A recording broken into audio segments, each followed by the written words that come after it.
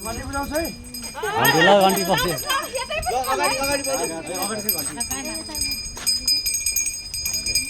जय गान्धी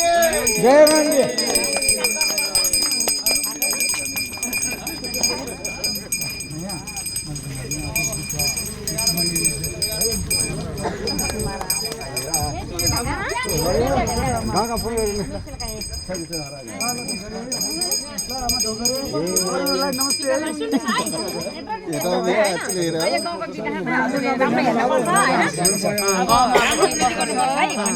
अब हाम्रो यहाँ अब कसैले गरेन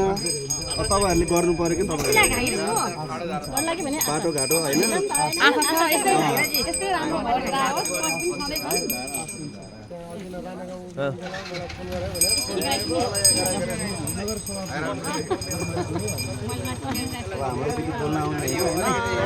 उहाँले बुझ्नुहुन्छ नि त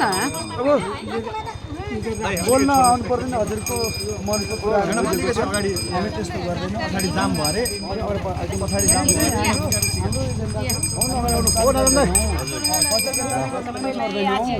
यति त हो नि मेन चाहिने अनि विधिको शासन लागू होस् शासन लागू भएपछि आफ्नो अधिकार सुनिश्चित हुन्छ त्यसो तपाईँ सबै पाउनुहुन्छ गर्नै पर्दैन